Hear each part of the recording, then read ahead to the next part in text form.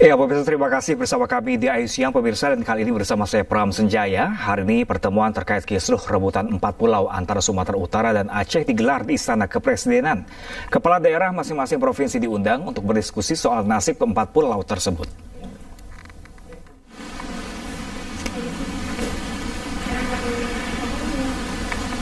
Ya, pemirsa, rangkaian pertemuan bahas nasib 4 pulau yang menjadi sengketa terus digelar di Istana Kepresidenan. Gubernur Aceh Muazzakir Manaf akan hadiri pertemuan ini, dan rencananya juga Muazzakir juga akan membawa dokumen dan bukti-bukti terkait kepemilikan ke-4 pulau. Selain Gubernur Aceh, Gubernur Sumatera Utara Bobi Nasution akan ikut hadir dalam pertemuan yang digelar di Istana Kepresidenan.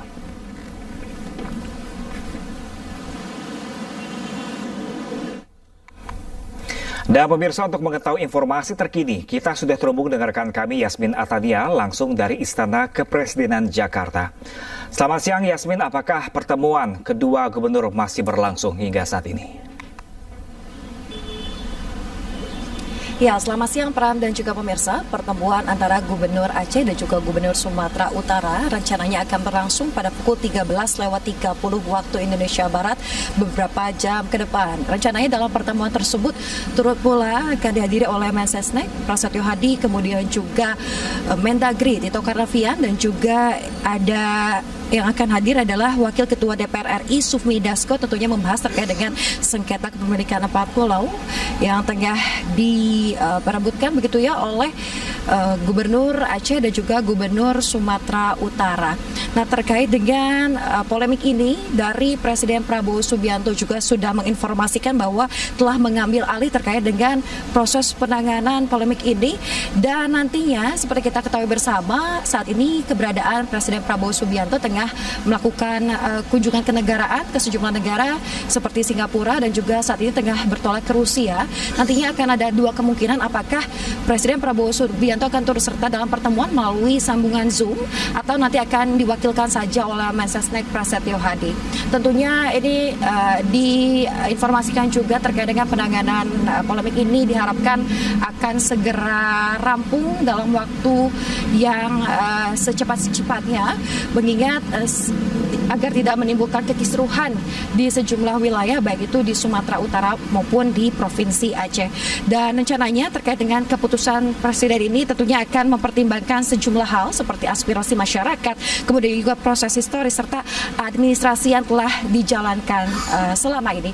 Dan berdasarkan pemantauan kami sejauh ini di kantor Kepresidenan Jakarta belum nampak maupun itu Gubernur Aceh dan juga Gubernur Sumatera Utara. Nanti kita akan nantikan bersama-sama kedatangan dari para gubernur tersebut untuk melakukan pertemuan di kantor Kepresidenan Jakarta.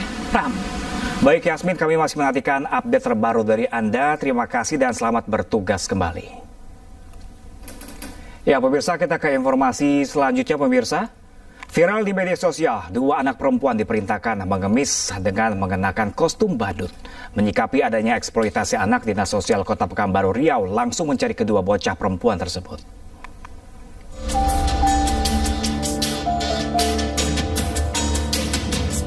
Viral di media sosial, video seorang perempuan menurunkan 2 anak perempuan dari sepeda motor di pinggir jalan di Pekanbaru Riau. Kedua bocah ini mengenakan kostum badut. Keduanya kemudian mengemis dengan membawa ember kosong. Video yang diambil seorang warga dari dalam mobilnya ini kemudian viral dan menuai belas kasihan warganet. Warganet juga mengecam orang tua yang memerintahkan kedua anak ini mengemis. Menyikapi adanya dugaan eksploitasi anak, Dinas Sosial Pekanbaru menindaklanjutinya. Namun petugas belum menemukan kedua bocah. Karena Satgas ini kalau sudah turun, banyak PMKS ini sudah lari melihat wajah dengan pakaian kami itu, mereka sudah lari. Dari hasil yang kita lihat, kita pantau itu memang belum ada dari laporan yang selama ini kita jangkau, kita lihat di wajah-wajah yang data kita belum pernah. Nah, makanya setelah ditinjau juga ke lapangan, pada hari ini jam ini juga anggota masih di lapangan untuk mengejar itu juga. Dinsos Pekanbaru juga terus menyisir sudut-sudut kota untuk memberantas aksi eksploitasi anak di jalan. Dari Pekanbaru Riau, Indra Yoserizal, iNews melaporkan. Seorang warga yang baru saja membeli rumah di Banjarmasin, Kalimantan Selatan terkejut mendapati bocah perempuan di dalam gudang. Bocah ditemukan dalam kondisi lemah, kelaparan, penelukan yang diduga ditinggalkan setelah diperkosa ayah kandungnya.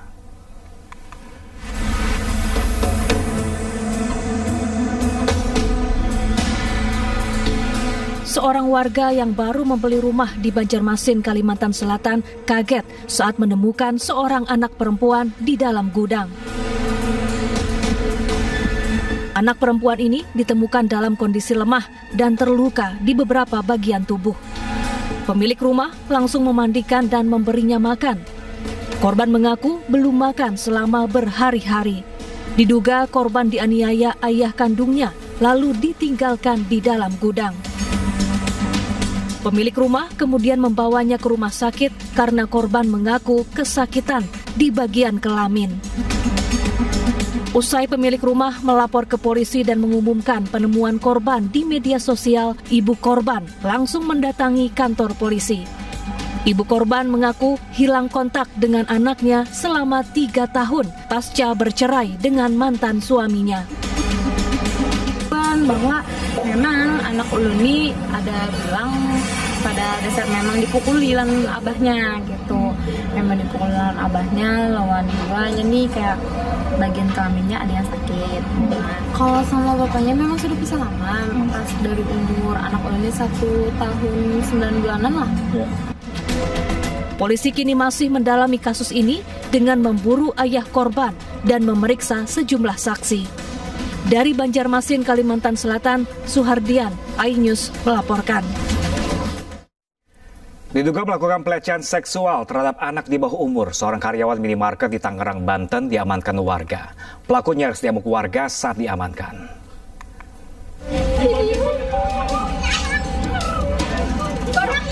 Seorang karyawan minimarket di Tangerang, Banten diamankan warga. Diduga pelaku telah melakukan pelecehan seksual terhadap seorang anak laki-laki di dalam kamar mandi minimarket. Pelaku nyaris diamuk warga saat diamankan warga setempat. Peristiwa terjadi saat korban hendak membayar ke kasir. Pelaku mengiming-imingi korban dengan isi ulang voucher game gratis dan mengajak korban ke kamar mandi minimarket dan melakukan aksi tidak terpuji tersebut kepada korban. Aksi bejat pelaku diketahui orang tua korban setelah korban kembali ke rumahnya karena korban berjalan tidak seperti biasanya dan saat diperiksa terdapat cairan sperma di lubang anus korban. Usai mengetahui hal tersebut, orang tua korban serta warga sekitar langsung mendatangi minimarket dan menahan pelaku. Kita ke informasi selanjutnya, pemirsa. Oknum prajurit TNI Angkatan Laut Klasik 1 Jumran yang membunuh seorang wartawati divonis hukuman penjara seumur hidup oleh Pengadilan Militer Banjarmasin, Kalimantan Selatan. Jumran juga dipecat dari Kesatuan TNI AL.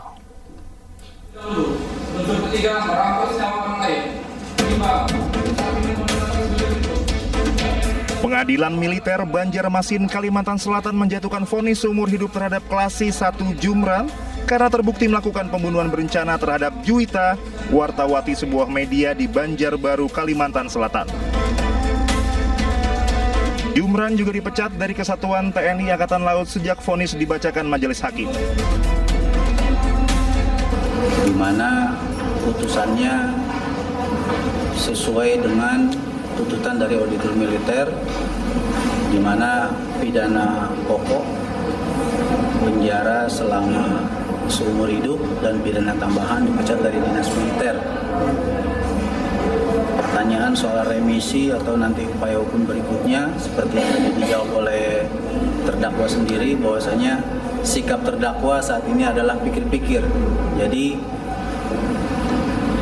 kita belum mengetahui apa putusan apa yang diambil oleh terdakwa. Namun pihak keluarga melalui kuasa hukumnya menyatakan tidak puas atas vonis seumur hidup atas Jumran.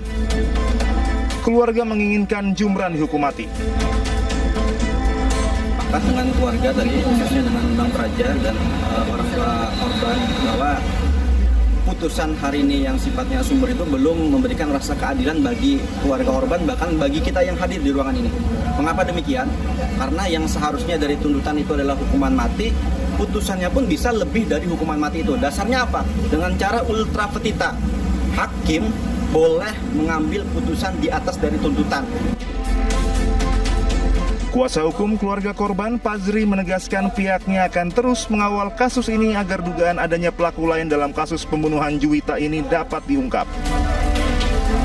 Dari Kota Baru, Banjarbaru, Kalimantan Selatan, Sairi iNews melaporkan. Lagi-lagi dipicu cekcok di jalan, seorang pria pengendara mobil mengacungkan senjata ke pengendara motor di Bogor, Jawa Barat. Pelaku emosi, jalannya dihalangi oleh korban.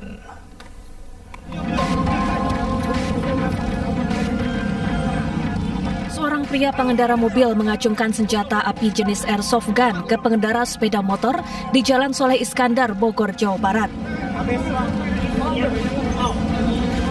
Polisi yang tiba di lokasi langsung meringkus pengendara mobil yang menodongkan senjata. Sebelum mengacungkan senjata, pria asal Jakarta ini cekcok dan adu mulut dengan pengendara motor.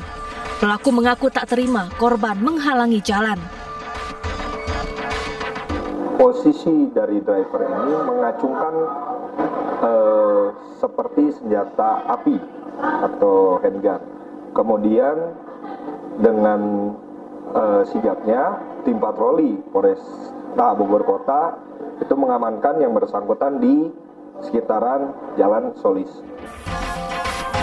Polisi lalu menggiring pelaku ke Mapolresta Bogor berikut barang bukti senjata api airsoft gun. Atas perbuatannya, pelaku terancam hukuman 5 tahun penjara. Dari Bogor, Jawa Barat, Andi Firmansyah, iNews melaporkan.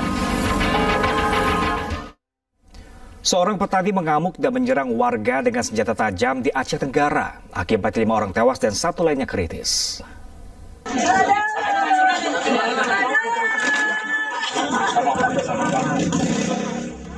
Insiden berdarah terjadi di Desa Uning, Segugur, Kecamatan Babul Rahmah, Aceh Tenggara, Aceh.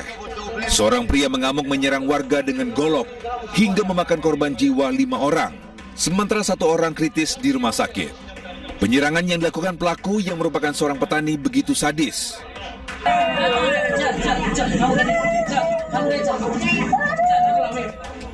Pelaku menyerang warga membabi buta hingga juga tewaskan bocah 2 tahun. Orang tua salah satu korban bahkan menangis histeris menemukan anaknya tewas bersimbah darah di dalam rumah.